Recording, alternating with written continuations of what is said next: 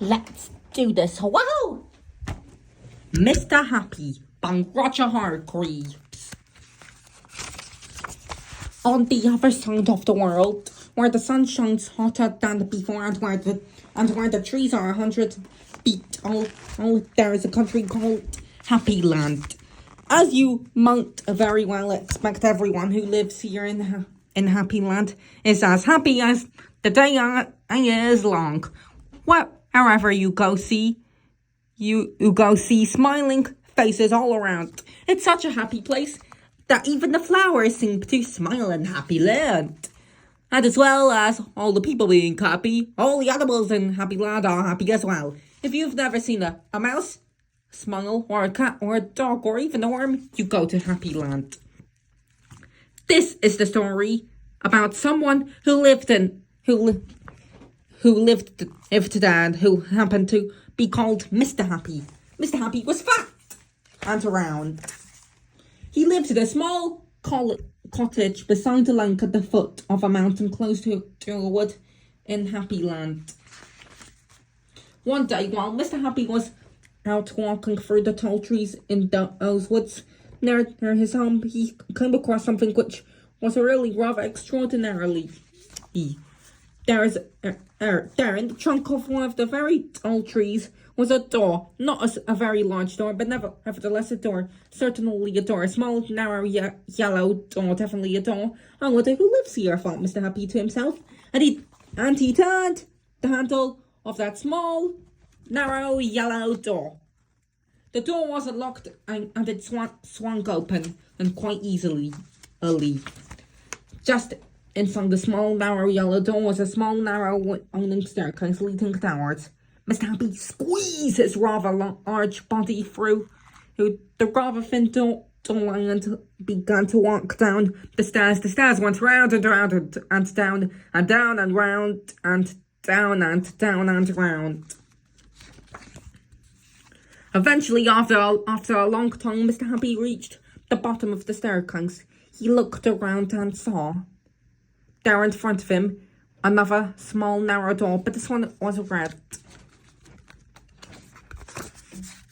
Mr. Happy knocked at the door. "Who's there?" said a voice, a sad, squeaky sort of voice. "Who's there?" Mr. Happy pushed open the red door slowly, and there, sitting on the stool, was somebody who looked exactly like Mr. Happy, except they didn't look happy. Yeah, at all. In fact, he looked downright miserable. Oh. "Hello," said Mr. Happy. "I'm Mr. Happy." "Oh, are you indeed?" sniffed the person who looked like Mr. Happy, but wasn't. "Well, my name is Mr. Miserable, and I'm the most miserable person in the world." "Why are you so miserable?" "Because," asked Mr. Happy. "Because I am," replied Mr. Miserable. "How would you like to be happy like me?" asked Mr. Happy. "I'd give anything to be happy," said Mr. Miserable, "but I'm so miserable I don't think I could ever be happy."